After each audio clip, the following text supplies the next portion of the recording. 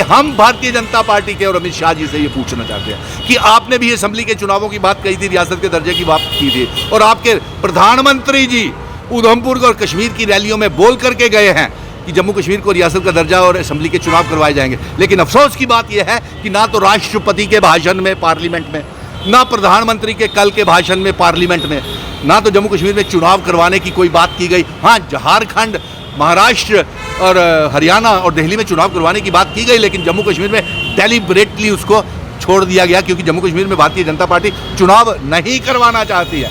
इसलिए हम भारतीय जनता पार्टी से पूछते हैं, अमित शाह जी से पूछते हैं कि आप डर क्यों रहे हैं जम्मू कश्मीर में चुनाव करवाने से?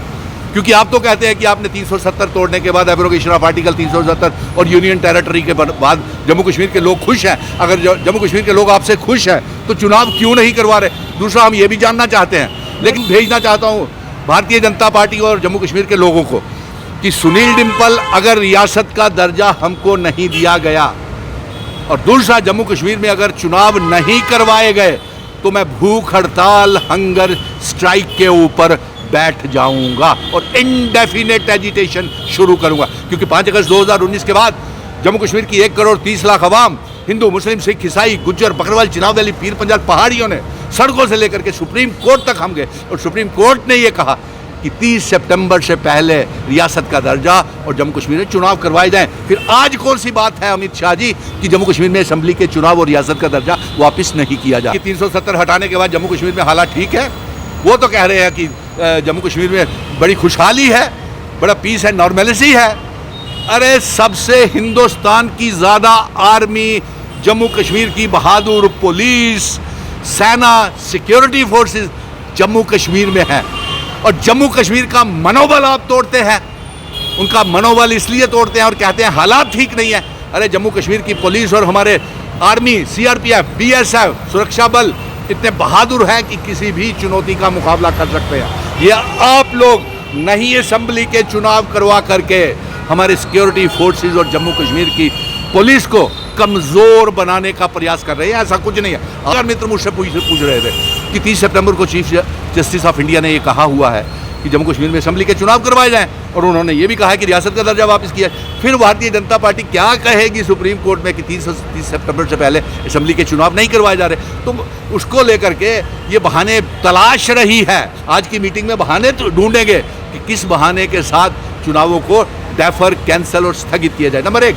नंबर 2, ये कह देंगे वहाँ पे जाकर के कि जनाब यहाँ पे हम कारपोरेशन के चुनाव करवा रहे हैं, चुनावी प्रोसेस शुरू हो गया है, पंचायतों के चुनाव करवा रहे हैं, पंचीस सरपंचीज के चुनाव करवा रहे हैं, डीडीसी, वीडीसी। अरे, हिदायत तो असेंबली के चुनाव करवाने की थी। चलिए, आप कोई भी दायरे के चुनाव करवा ले। आज मैं भारतीय जनता पार्टी को ओपनली कहता हूँ, आप चाहे डीडीसी, वीडीसी, पंचीस, सरपंचीज, म्यूनसिपैलिटीज़ के, वार्डों के भी चुनाव करवा रहे हैं, आप कोई भी चुनाव आने वाले दिनों में जीतने वाले नहीं हैं। और दूसरी बात एक और, इनको 3 सीटें कश्मीर की हमने उनको हरा दिया। नंबर 1, सुनिए, ये गलती से जम्मू के लोगों से गलती से चुग्गे में ये जीत गए। ऐसी कोई बात नहीं थी। जम्मू कश्मीर के लोगों का वोटिंग परसेंटेज अपोजिशन पार्टीज की, चलिए मैं आपको ये दावे के साथ आज ऑन रिकॉर्ड बोल देता हूँ, अगला मुख्यमंत्री जम्मू कश्मीर का नॉन बीजेपी मुख्यमंत्री होगा। Number 1। Number 2, non BJP Jammu Kashmir की सरकार बनेगी।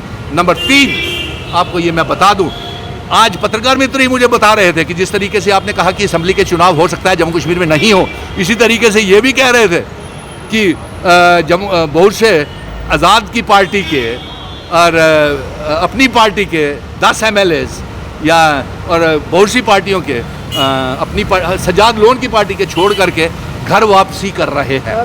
सुनने में आ रहा, बीजेपी में जा रहे हैं। चलिए, मुबारक है उनको अगर ऐसा होता है। लेकिन मेरे तो पत्रकार ही कह रहे थे कि वो कह रहे थे कि बीजेपी के बहुत से नेता जो जम्मू की बात करते थे, वो अपने घर वापसी करना चाहते हैं और अपने वापस नेताओं को कह रहे हैं कि हमें आने की इजाज़त दी जाए।